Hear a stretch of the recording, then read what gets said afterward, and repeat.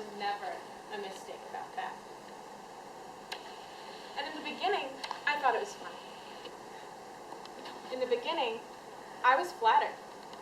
All these boys listening to me, laughing at my jokes, all the attention. I was the center of their circle. They flirted, I flirted. I was free to do that, and it was fun.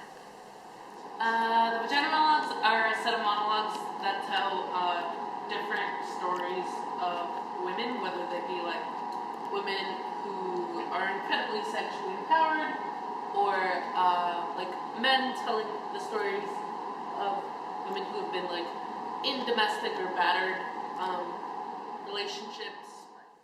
When he handed me back my quarters and pennies, and his hand accidentally touched mine, something magical happened. I went to bed with it, and that's when the miracle occurred. It turned out Bob loved vaginas. I like the fact that in the Vagina Monologues, monologues are also done that have humor and just other ways of coping with pain, other ways of bringing pain to the surface. I think that is also kind of important. Yeah. I just love the honesty of it. I mean, people were acting, but it's still like they're just talking about the experience of being a woman, and I just think that's beautiful. What he did to me was caused by myself. The violence that tore me open like a can of sardines, reeking of dead flesh, slick with the oil of disappointment. You see, they never tell you what happens when you lose your life but still manage to see the sunrise every day. They never give you instructions on how to forgive when someone guts you like a pig on your own bed. These are actual stories. These aren't just made-up stories for your entertainment. These are stories that need to be heard, not something that we want you to hear. We want you to hear them, but also we need you to hear them.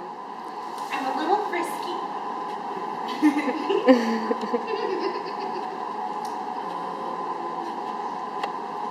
My character is strong as hell. I'm a dad just realizing that, wow, this is reality.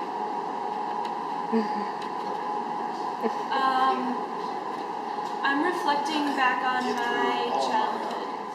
I also thought it was like a nice balance of really depressing and moving monologues with like funnier, more like light monologues. But I don't know, it definitely makes me feel like kind of hollow because it's just overwhelming and it's a lot of like really emotional stories within 1 hour. I love vaginas. I love women. I do not see them as separate things. Women pay me to dominate them, to excite them, to make them come. I did not start off like this, no. On the contrary, I started out as a lawyer. But in my late 30s, I began to get obsessed with making women happy. Expect the unexpected. I think sometimes that we live in a world where there's kind of a generated view of how we should view sexuality, a kind of strict narrative.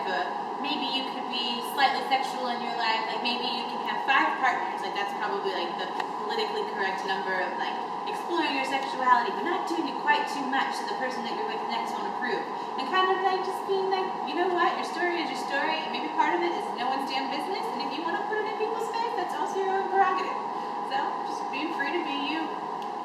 That was really like enlightening, and I feel like that was just really empowering and good to watch too. They're stories from real people, and these aren't just one-time occasions.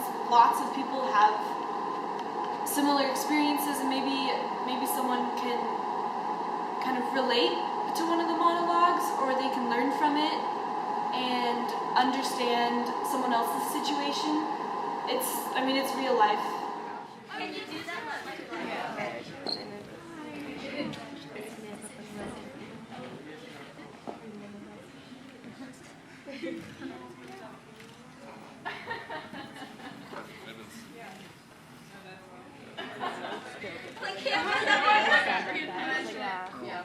Somebody said that, and they do that in your church.